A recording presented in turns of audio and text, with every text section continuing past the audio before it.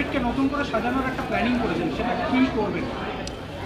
অনেক প্ল্যানিং আছে, তার মধ্যে কলেজ স্ট্রিটকে অন্যরকম করে বিদেশের মতো করে সাজানো, যেভাবে লন্ডনে অক্সফোর্ড স্ট্রিট আছে ওইভাবে কলেজ স্ট্রিটকে নো ভেহিকল জোন, একটা সার্কেল মতো করে ওখানে কোনো গাড়ি ঘোড়া ঢুকবে না, একটু দূরে সাইকেল রেখে দেবো, যারা সাইকেল চালাতে পারেন তারা সাইকেল করে আসবেন, আর বয়স্ক মানুষ তাদের জন্য ব্যাটারি কার থাকবে, আর ট্র্যামটা চলবে। আমার ইচ্ছে ট্র্যামটা চলুক, ট্র্যামটাও খুব সুন্দর করে ডিজাইন করে দেবো।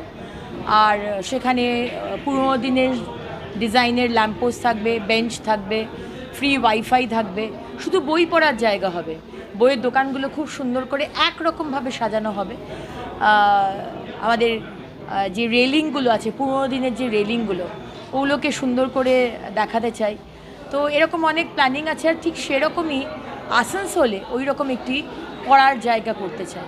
দামোদরের পাশে যে জায়গাটা লম্বা স্ট্রেচ ভূতাবড়ি থেকে ছটঘাট অবধি, ওটাও ডেভেলপ করতে চাই, কিন্তু দেখে নেব ওই ধরনের অক্সফোর্ড স্ট্রিটের মতো বই পড়ার জায়গা, কবল স্ট্রিট, আওয়াজ হবে না, শান্ত, কানে ওই ইয়ারফোন লাগিয়ে গান শোনা বা বই পড়া, ফ্রি ওয়াইফাই, এরকম একটা পরিবেশ আমি চাইছি, যাতে আমাদের আগামী প্রজন্ম বইয়ের দিকে আসে। এখন বড্ড মোবাইল, ডিজিটাল সব কিছু হয়ে গেছে, বই থেকে দূরে চলে যাচ্ছে, কিন্তু বইয়ের কোনো অল্টারনেটিভ নেই, বই বই।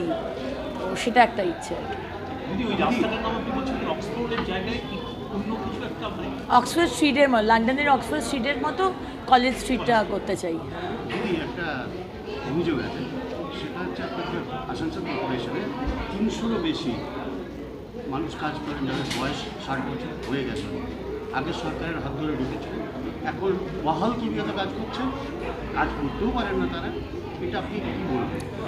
এই বিষয়টা আমরা দেখছি, আমরা বিট সিস্টেম বলে, একটা কাজের জন্য কজন লোক লাগবে সেটা করে দেওয়া। আগে সরকার একটা কাজের জন্য 400 লোক ঢুকিয়েছে, 500 লোক ঢুকিয়েছে, তাদের কোনো কাজ নেই, তারা আসেও না, তারা কোনো সময় আসে অ্যাটেন্ডেন্স দিয়ে চলে যায়, বাড়িতে বসে মাইনে পেয়ে যায়।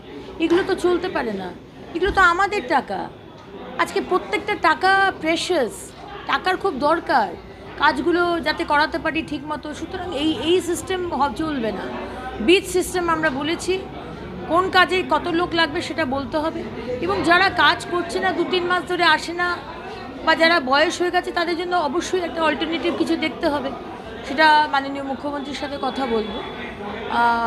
কিন্তু কাজ তো করতে হবে, কাজ করবেন না সেখানে এই সরকারে অন্তত থাকতে পারবেন না।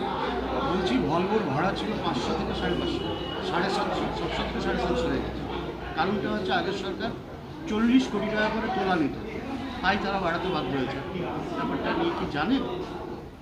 এই বিষয়টা নিয়ে আমি জানি না, কারণ এটা তো আমার দপ্তরও না, আমার কানেও আসেনি, এটা ট্রান্সপোর্ট ডিপার্টমেন্টের।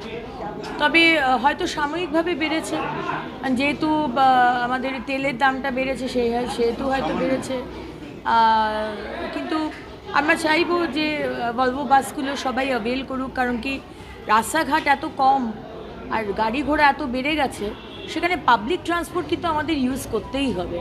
আমি আপনাদের মাধ্যমে আসানসোলের মানুষকে বলবো যে অন্তত একদিন পাবলিক ট্রান্সপোর্ট ইউজ করুন। হ্যাঁ, হতে পারে এত ভিড়, বাসগুলোর অবস্থা ভালো নয়, যেতেই ইচ্ছে করে না, কিন্তু আমরা চেষ্টা করব যে এই ধরনের ভলভোর মতো, যেমন কলকাতাতেও অনেক এরকম বাস আছে, অন্তত সপ্তাহে 1 দিন বা 2 দিন টোটো বলুন, ট্রেন বলুন, বাস বলুন, পাবলিক ট্রান্সপোর্টে কিন্তু যান। কারণ কি দেখুন, ছেলে মেয়েদের জন্য বাড়ি রেখে যাবেন, গয়নাগাটি, সম্পত্তি, টাকা পয়সা, পৃথিবীটাই যদি না বাঁচে, আজকে পৃথিবী ধ্বংস হয়ে যাওয়া, দেখলেন তো ভেনিজুয়েলায় কি সাংঘাতিক একটা ভূমিকম্প হলো, কত লোক মারা গেছে।